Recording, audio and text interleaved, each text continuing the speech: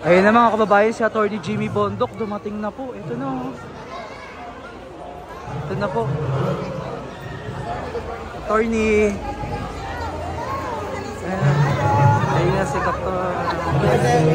Hello po. Hello.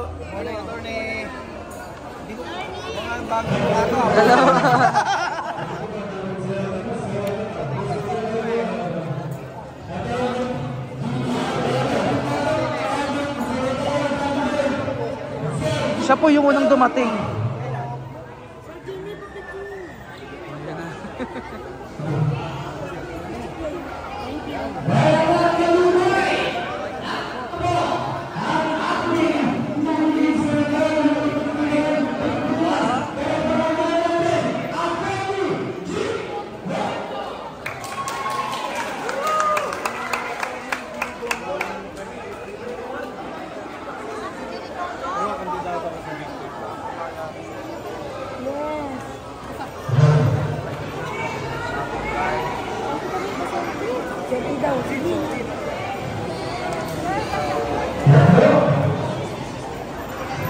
Sige, video ka.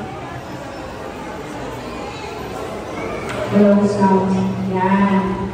Andito na ba? Ayan.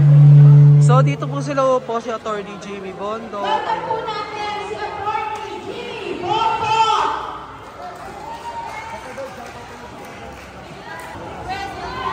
Gusto ko sa inyo lahat. Merry Christmas! Alam nyo, ako po si Jimmy Bondoc. Sa mga hindi nakakaalam. Siguro mas kilala ninyo ako bilang musikero. Ngunit ako din ay naging public servant sa ilalim ng Administrasyon Duterte. Ako po ay naging abogado na rin. At ngayon po ay nakikipagsapalaran kung sakali maging senador ninyo sa 2025. Ang lagi mong tinatanong sa akin kung bakit ako tumakbo. At sabi rin nila, magbigay daw ako ng speech sa maraming tao. Problema, pag nagsispeech ako, pagkatapos yung mga tao sinasabi, sample, sample. Kaya ito naman po, pwede bang mamili na lang kayo? Ano ba gusto nyo? Speech o sample? Kaya pari wala, di ba? Dapat hindi na ako nag-gobyerno, hindi na ako nag-abogado. Sayang lang eh. Pero alam nyo po, yung pagiging singer, ang pinakaugat ko ng pagkatao ko, mula pagkabata, dyan ko po natutunan yung paano maging malapit sa tao. Kahit sa sarili kong pamilya, nagiging malapit ako dahil sa musika. Kaya hindi ko po nilalait yan. Ito pong mga medical mission, ako po ay kasama ni Doc Joby. Dahil siya po yung bahala magpagaling sa katawan ninyo. Ako po yung magpapagaling sa mga heartbroken sa inyo.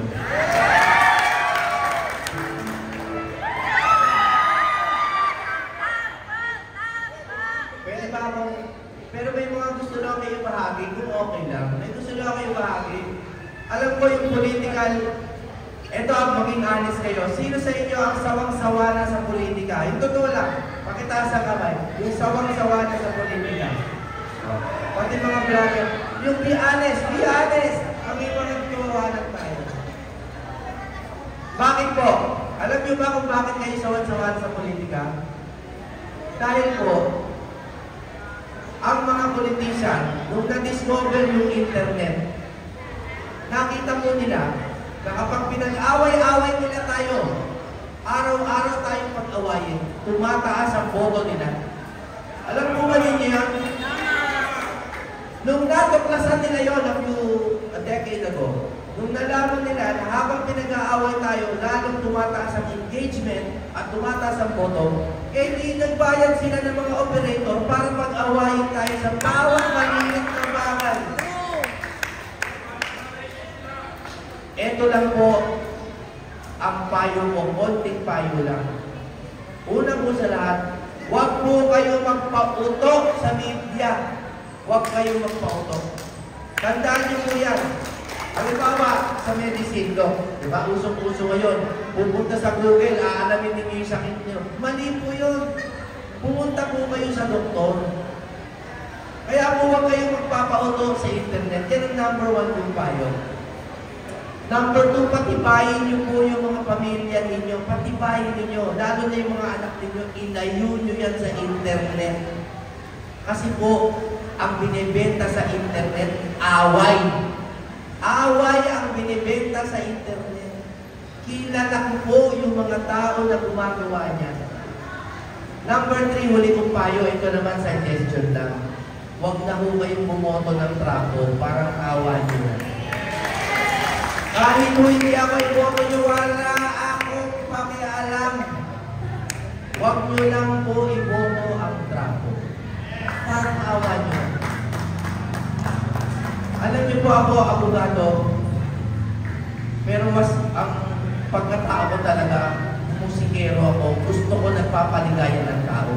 Kaya kung papasok ko sa politika, sabi nila, Senator Jimmy, pag-awayin niyo yung mga tao, pag-awayin niyo para iboto ka. Hindi totoo yan. Sinasabi sa akin ng mga operator yan. Ito ang pangako ko sa inyo, hindi ko gagawin sa inyo.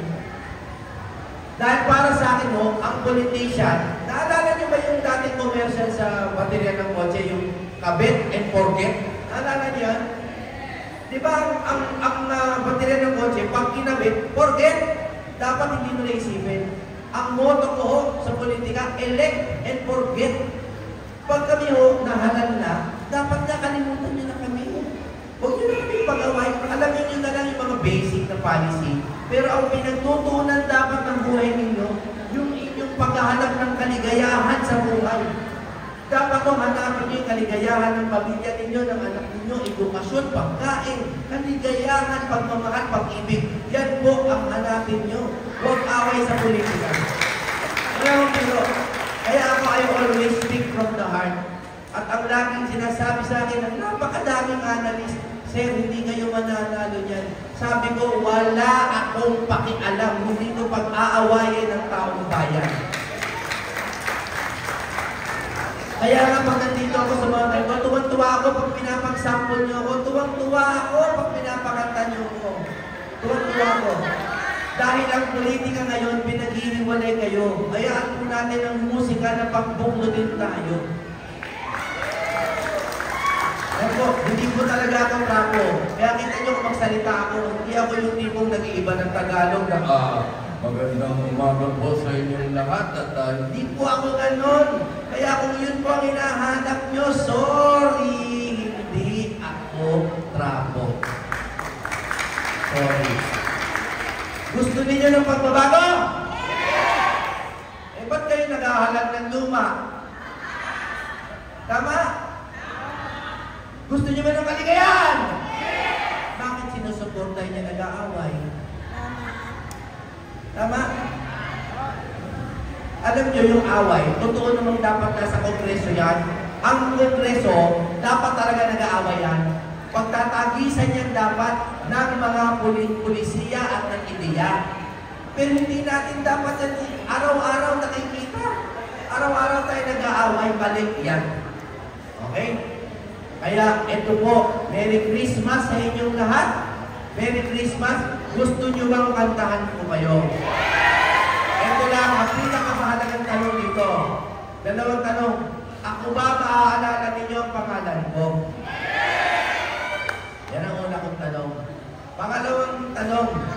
Kakanta ako, di ba? May 20 ba kayo? Kahit hindi 20 lang. Hindi ko hihingin. Hindi ko hihingin. Joke lang.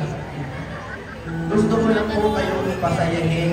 Gusto ko pag upo namin, yung buong PDP, tignan niyo po yung PDP slate, ha? Pag kami po umupo dyan, kalimutan niyo na kami. Paandarin namin ng gobyerno, bibigay namin sa inyo yung servisyo na dapat sa inyo. Alam niyo po, may sisingit lang ako, tapos na dapat, kakanta na dapat ako. 6 years po ako sa PAGCOR. 6 years po kami namigay ng ayuda, ng tamang paraan. Yung tamang ayuda, ako po ang Vice President noon ng Corporate Social Responsibility. Yung tamang paraan, ang ayuda po ay gamot. Di ba? Magbibigay ka ba ng gamot sa walang sakit? Hindi!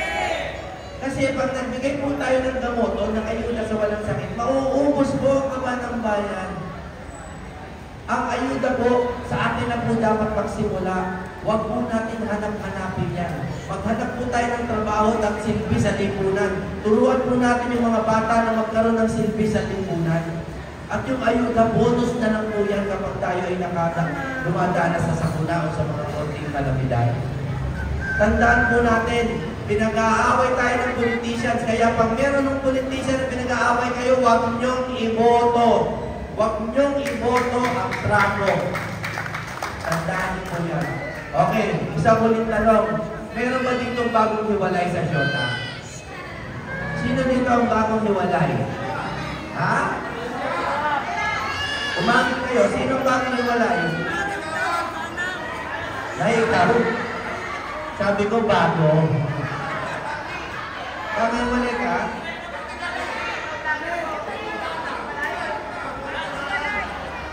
Talaga, may bagong hiwalay ka talaga? Sino ba ex mo si Santa Claus? Talaga, ikaw? Bagong hiwalay ka? Mukhang bagong hiwalay ka sa dugo mo. Sino pa? Sino pa dito ang bagong hiwalay? Meron ba bagong hiwalay? Ikaw? Sino hawak ng kamera? Sino dito? Ay, yan na, inuulit ko lang sinabi ko kanina, huwag mo kayong aasa na kung magsalita ako parang politician ha. Ako, ganito lang ako. Kaya kung ayaw nyo ng ganito, pasensya na lang po tayo. Ako, hindi talaga ako trapo. Pasensya na kayo. Hindi ko kayo lulukoyin mga salitang mga matataas. Meron ba ditong heartbroken, lalaki naman, na pwede kong pakilala kay nanay?